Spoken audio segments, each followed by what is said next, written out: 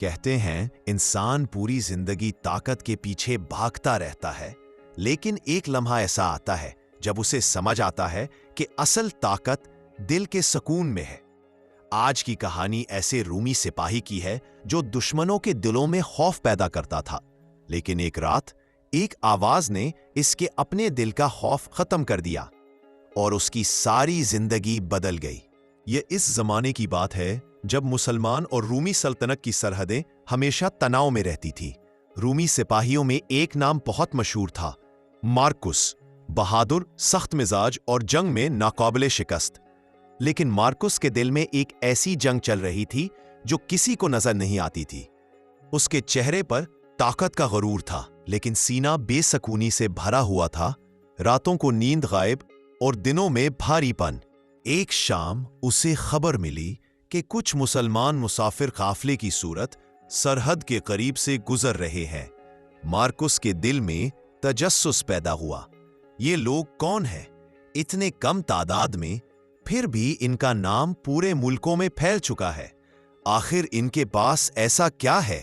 جیسے ہی رات ہوئی، وہ انہیں دیکھنے کے لیے چھپ کر جنگل کے کنارے پہنچ گیا۔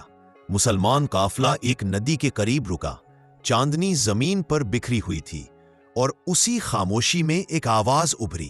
مارکس ٹھٹک گیا۔ اس نے کبھی اتنی پرسکون، اتنی پاکیزہ، اتنی دل کو چھو لینے والی آواز نہیں سنی تھی۔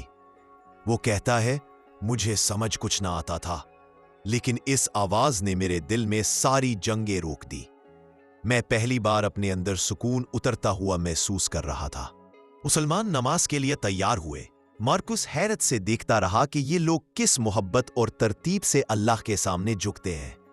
اس نے دل میں کہا، یہ لوگ سپاہی نہیں، یہ تو کسی اور ہی دنیا کے لوگ لگتے ہیں۔ کیسے ہیں یہ؟ انہیں کس چیز نے اتنا مطمئن بنایا ہے؟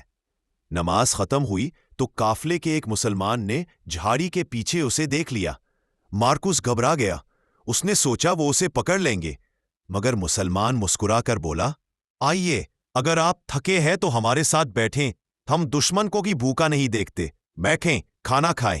یہ الفاظ مارکس کے دل پر بجلی کی طرح گرے۔ جنہیں میں دشمن سمجھتا تھا، وہ مجھے بھوک اور تھکاوٹ میں اپنا بھائی سمجھ رہے ہیں۔ وہ آہستہ سے آگے بڑھا۔ مسلمانوں نے اسے ایسے خوش آمدید کہا جیسے کوئی مہمان آیا ہو۔